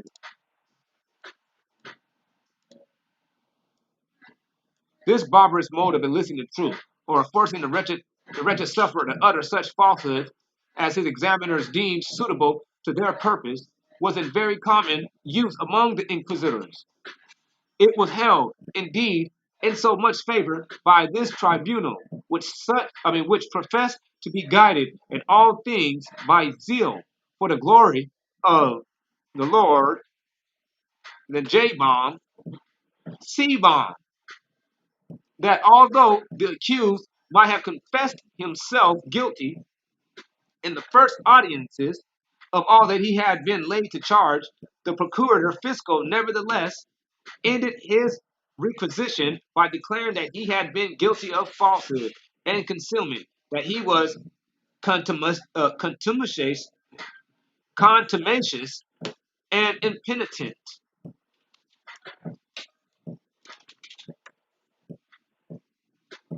and that he demanded therefore that torture or the question should be applied to him. The forms of torture in the use of the dungeons of the Inquisition was various. It shall merely describe two of them. You say, I shall merely describe two of them, known by the names of the rack and pulley, making choice of them because they were perhaps the two in most common use, not because there were not a variety of others, causing, if possible, still more prolonged and exquisite torment. The chevalet, or rack, was a machine of wood, shaped like a hollow grove. It was made large enough to hold the body of a man, and had no bottom, only a bar of wood across it. Over, over this bar, the body of the sufferer placed it and filled in such a position that the feet were higher than the head. This posture, above the most unfavorable to respiration that can be conceived, soon produced in the victim extreme pain and difficulty of breathing, aggravated by the pressure of the cords. Soon produced the victim, which cut into the flesh. Aggravated by the pressure of the cords, which cut into the flesh of the victim. You see that? Was cut into the flesh of the sides, arms, and legs, almost penetrating to the bone. The agony caused by these cords may be imagined, when it was remembered that so many as 11 turns were sometimes made round each limb, nor was the pain caused by them the worst part of the punishment. The prisoner, bound in this posture of suffering, was forced to open his mouth, and a fine wet cloth was spread over his face, and water was then poured into his mouth and nostrils from an earthen vessel, with a hole in the bottom and a steady continuous stream. which fell so slowly that more than an hour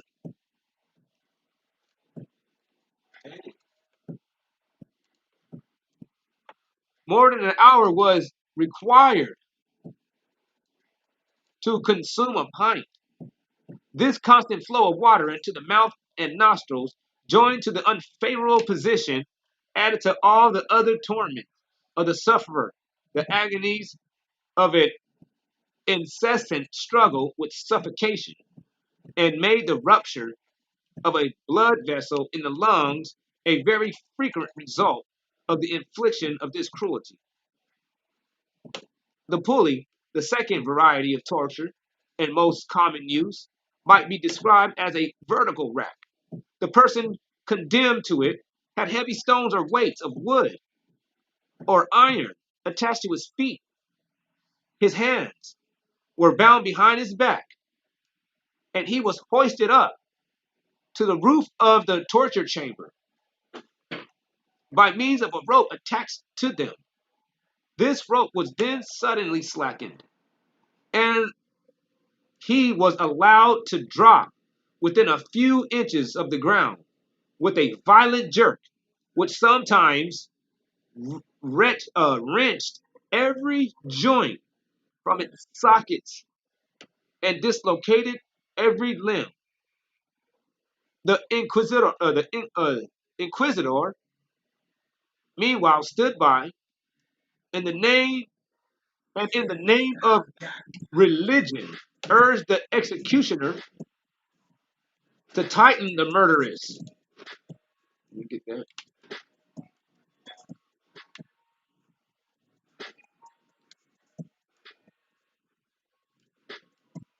To tighten the murderous cords, protesting all the time in smooth-set hypocritical phrase that in the case of death, injury, or fractured limbs, the wretched victim, writhing before him in unutterable torment, had only himself to blame. That's creepy. So he sat there and saying phrases like, "You only had yourself to blame. It's all your fault. You brought this all on yourself. Yep. You should." That is creepy stuff. That's why you see.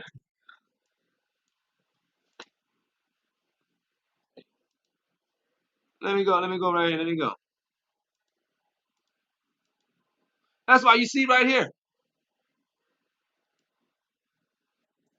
That's them doing that. You brought it on yourself. That's your bad. Oops on you.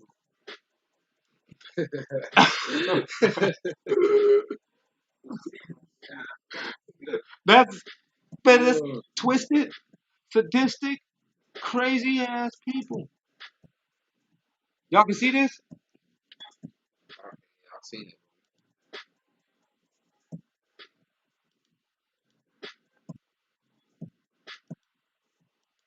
Y'all can see that. Yeah, delay.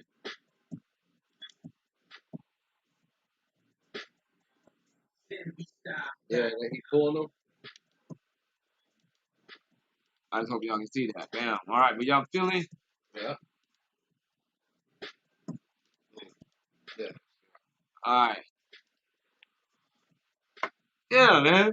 Yeah, you see them folks? That's the one that's standing there. Yeah, you brought it all on yourself. You're bad. What? As you're getting tortured to death? That sick, demented, twisted, crazy stuff to the brain and body? I don't know, man. These people actually just like go out their way to try to inflict in every imaginable way that they could, man. He said many instances are recorded in which every variety of anguish that human ingenuity, ingenuity could devise failed to wring from the sufferer one incriminating word, either against himself or others. So when you're doing all that type of stuff to somebody, they're going to say something that's going to get themselves in some trouble or somebody else. They're going to get the result that they're looking for when you're doing something like that to somebody, causing that type of pain, man. In many instances has proving that fact. Stand still. But such high soul endurance was comparatively rare. You see that? But whoever these people that they were doing, these Jews that they were inquisiting, that had the blood of Jews or Moorish in them, or black Jews, Israelites, tribe of David, these people had an endurance. They were able to take a lot of pain. Oh, More generally, and who can wonder at it? The wretched accused confessed the crime often falsely laid to his charge. Chose death. Love not his life unto his death. You know, they would just say, some people just think, man, yeah, I did it. Yeah, I'm a heretic. What's up? Did all kind of stuff. Did everything else too.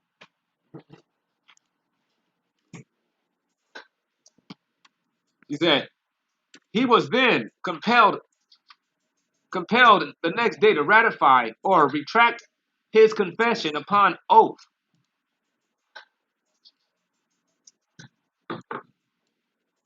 And the usual effect of this was that every prisoner confirmed the confession, however false, which had been wrung from him by pain. Everybody confirmed the confession. Just like right now. Today, we get up in there, we getting raided, we get arrested by these dudes in black in the middle of the night.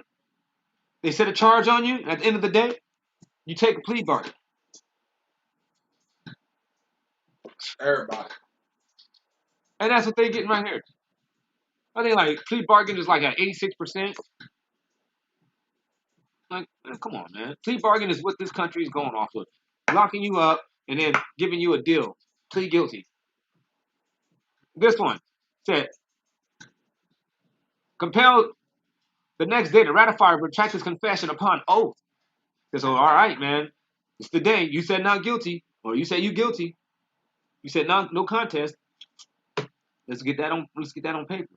A usual effect of this was that every prisoner confirmed the confession, however false, which had been wrung from him by pain, because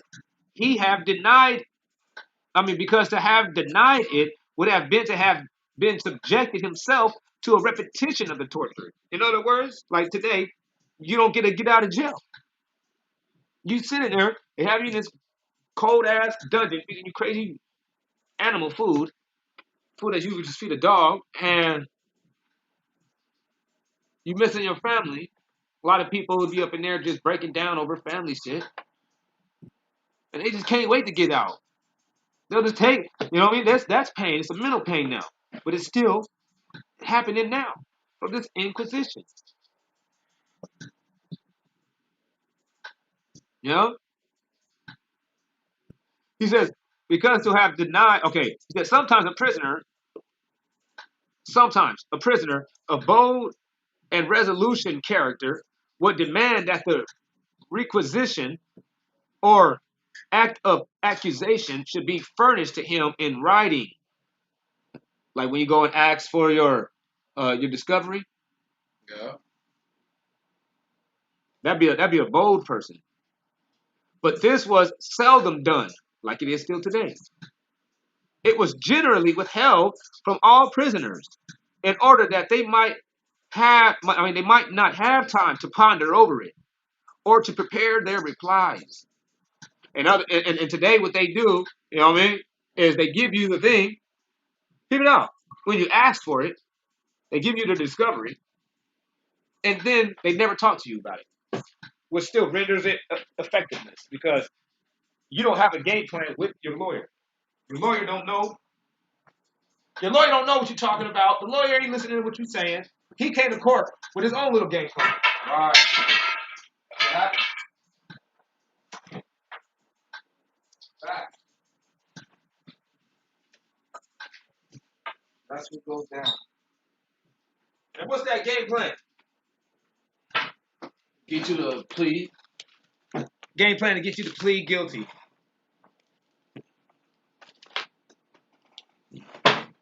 This is gonna try to get you a good deal. Like, yeah, are you gonna? I got a deal right here for you. The DA gave me. Fuck all that. Peep this. He said, but furniture given right, but it was seldomly done. It was generally withheld from the prisoner. He said, okay, we're right here. All that the justice of the Inquisition demanded was that judges, whose interest it was to find the prisoner guilty, should read over in his hearing the articles of accusation as quickly as possible. What? All that the justice of the Inquisition demanded was that the judges of interest should interest is was that is it was to find the prisoner guilty, should read over in his hearing the article of accusation as quickly as possible, so as to embarrass him to the utmost, and should then ask him if he wished to make any defense. Like when you go to court, and they be like, yeah, are you with the like, yeah, you know, so next you know. Yeah, case number 75957, and then and case number this and that, and JP 9 on chapter 6, book do document 23, something on sin, Timothy versus the state of Minnesota, it's against mood emotions to further continuous, and you be sitting there like, then they'll look at you. Do you agree? You're like, your public defender be like, gee, I just say yes. Yeah. Do you do you agree to waive your speedy trial rights? What? Yeah, just say yeah. Other than that, you be going to trial. You be going to trial real soon. Trial? What the fuck? I'm already second guessing about you white folks right now.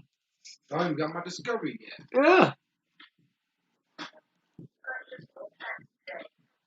So, and that's what they do.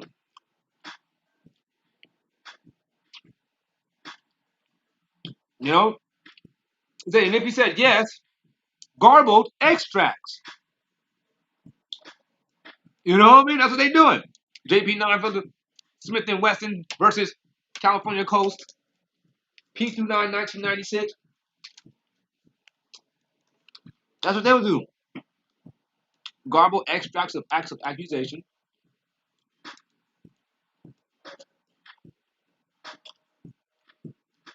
They're not talking about exactly what you did. They're stating laws, case numbers, and they're looking at you. So you can just assume that like, yeah, I'm getting hit with this.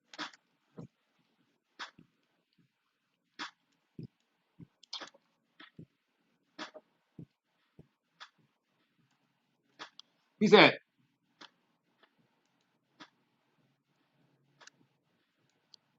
my bad. He said the accused to solicit his pardon from the Inquisition, to confess his crime sincerely, and humbly ask to be reconciled to the church. If the advocate or the contrary determined to defend the prisoner, he generally advised his client to challenge the witnesses.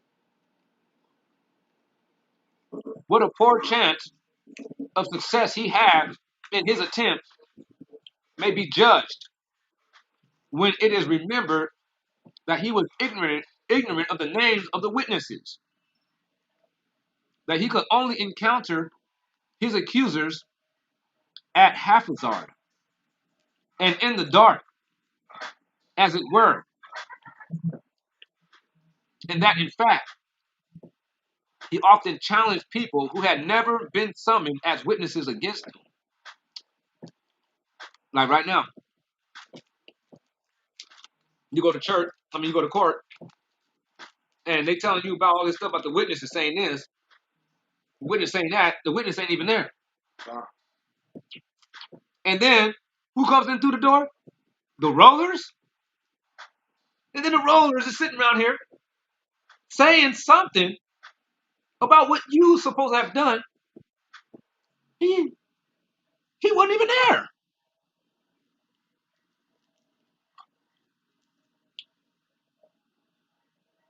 Right. You know?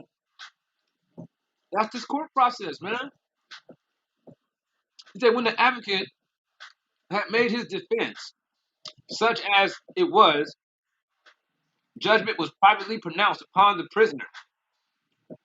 The sentences passed were various and comprised a great variety of penances, confiscation, imprisonment, and death.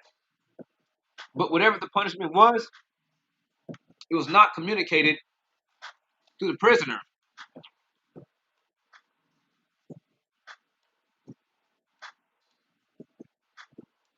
It wasn't communicated to the prisoner until the morning of the auto de fe.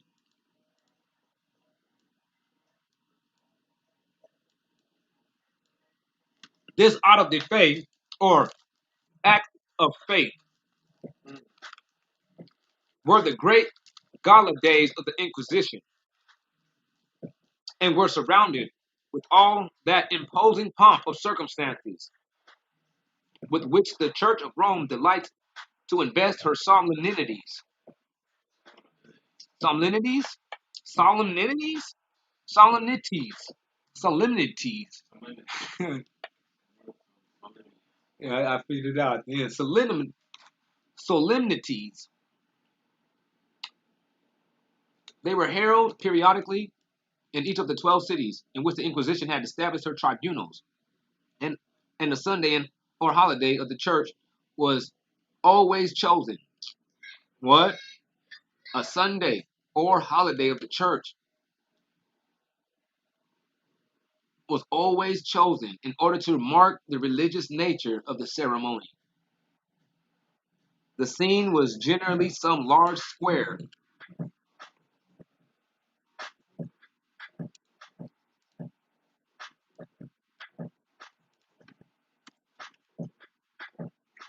In the center of the town.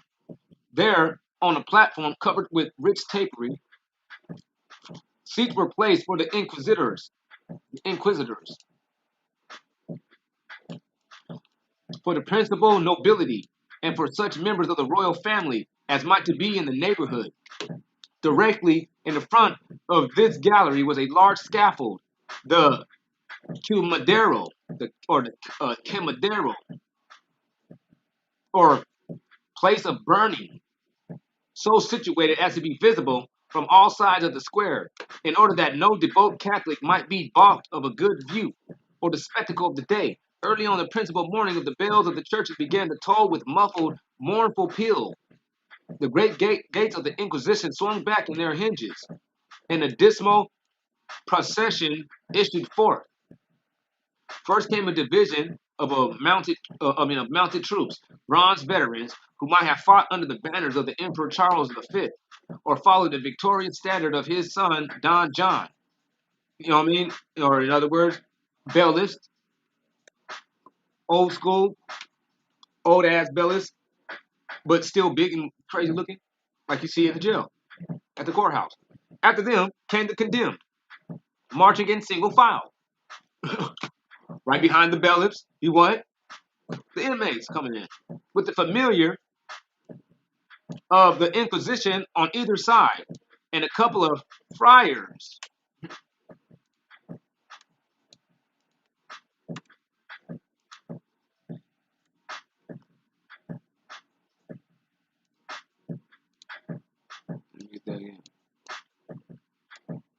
And a couple of friars behind, who loudly, in importunate tone, adjured the heretic to repent and be reconciled, thus doing their utmost to disturb and agitate the few moments of life yet remaining to their victims. So as they're about to die, hey, you need to repent. You should repent. You should worship in the Catholic Church. As they all walking in. These prisoners condemned to the flames wore pointed caps of pasteboard covered with grotesque representations of devils and the Santa Benito. This robe of infamy was a loose frock of a coarse yellow woolen stuff, divided by means of the figures painted upon it into three grades, which served to imitate or intimate to the wearer the degree of severity of the sentence, like they do today. They have certain dress codes for certain severities of sentences right here. Like now, you might be in brown, you might be in orange, you might have this colored band, you might have that colored band. You know, they did that in the Inquisition too. Ain't that crazy? Ain't it crazy that they were wearing yellow when today they put them in orange? Yeah. They being yellow. Oh yeah, yellow. You see that?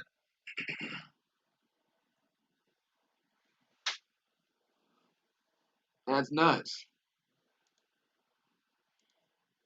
We still living amongst the inquisitors. Wow.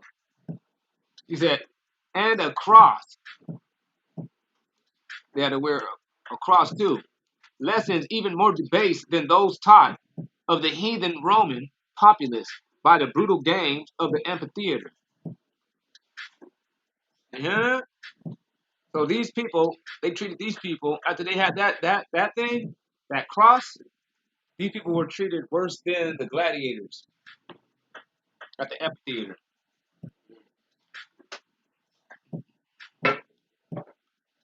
You know, and who were the Roman heathen? The heathen of the Romans, they were probably considered as us. When the august portion of the assembly had taken their seats, and the square was filled to overflowing with more common parts of the crowd, a celebrated preacher, generally one of the court preachers or a bishop of unusual eloquence, rose and delivered what was called the Sermon of Faith, dividing for half an hour or so public attention with the haggard crowd of victims upon the scaffold. These were the very rank, for the net of the Inquisition swept far and wide, but a noticeably large proportion of them were drawn from the upper classes, the priesthood itself supplying many a victim illustrious for genius and learning, which in happier lands might have conducted him to the highest post of honor and influence, but in Spain led only to the robe of infamy and gag and the stake. In other words, these people were treated unusually harsh. These people was actually dope, cool people, but these motherfuckers they were answered back with their charisma and dopeness with like we get tripped on.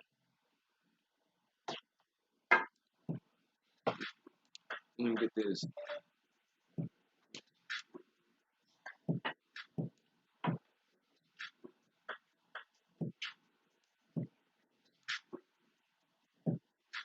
All right, okay. He said at the Coimbra, yeah, he said, but in Spain led only to the robe of infamy, the gag and the stake at the Quemadero, or place of fire. When the preacher had concluded his discourse, the Grand Inquisitor, who was generally either a cardinal or archbishop, rose in his gorgeous robes of office, and stretching out his hands, administered with much solemnity and oath to the assembled concourse of people, who, falling like one man upon their knees, swore to defend the Inquisition against all assailants, and to be faithful to it like in life and death.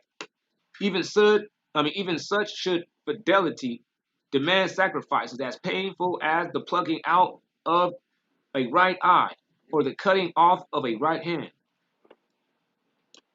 during the reigns of Ferdinand. I mean, that's crazy, man.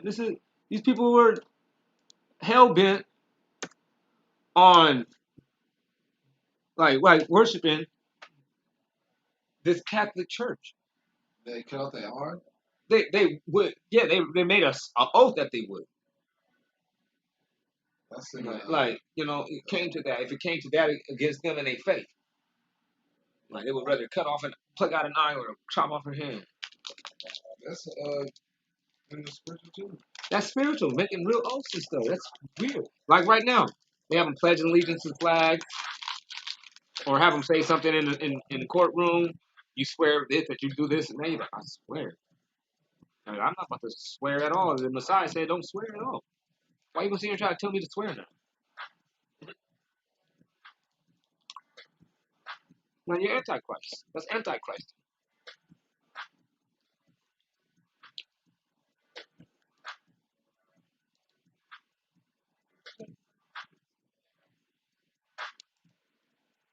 I ain't gonna lie, man. It's going on and on. I can't do it.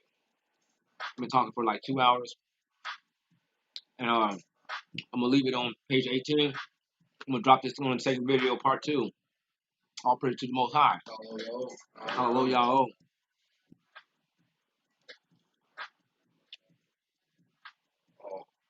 All praises to the Most High.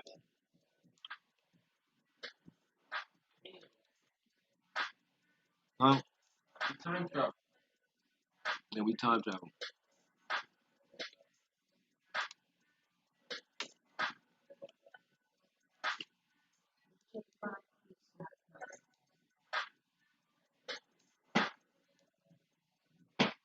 All praise to the Abba Father.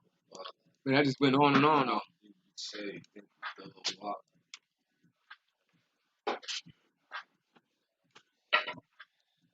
Especially